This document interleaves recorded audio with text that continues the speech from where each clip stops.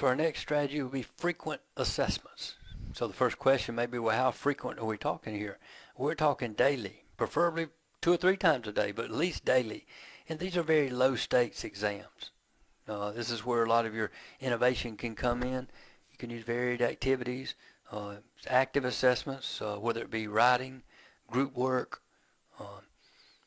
and you can use these to teach good study habits. We don't just tell them how to study.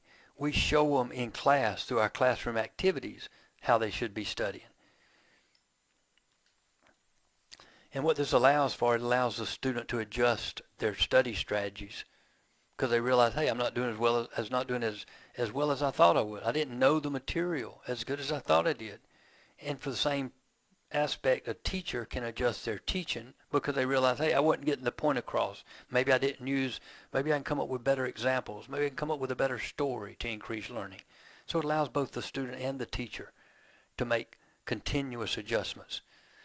And by the time the first test scores come around, you get a much lower number of those. We saw this in introductory biology class, where when they started these frequent assessments, they had first agreed to meet with every student that made below a 70 on the first major exam. It wasn't until they went back to their grade book and realized exactly how many students this would be based on past semesters that they started rethinking that strategy. But that's why they implemented frequent assessments also. And through frequent assessments, what they found, the number of students scoring below a 70 on that first exam was more than cut in half.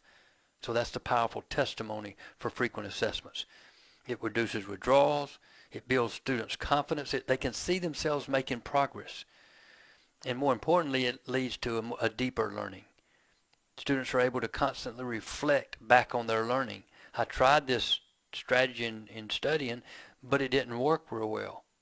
We don't want them wait and find that out on the first major test or the midterm or a final. We want them as early on to find out how their learning is going and make adjustments based on that. Now, what we've got to keep in mind, this is not about the grade. Yes, we'll have to provide some kind of grade for it, for them to do it, and quite frankly, we should be providing them a grade if we're asking them to do something they need to do, maybe don't want to do, that'll help their learning. This is more about the immediate and specific feedback that they're going to get than it is a grade. So sometimes they may grade their papers. Sometimes they may just be putting group works, and you may just be assessing their ability to work in groups.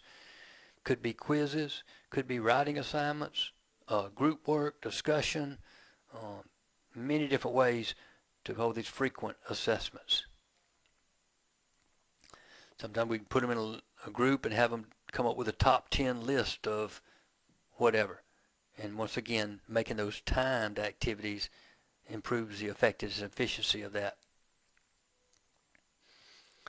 So if we were providing these frequent assessments for students, constantly assessing their learning, then beside each of those list of 9 problems that we began the workshop with, put an A beside each one of them that could be helped by providing frequent assessments.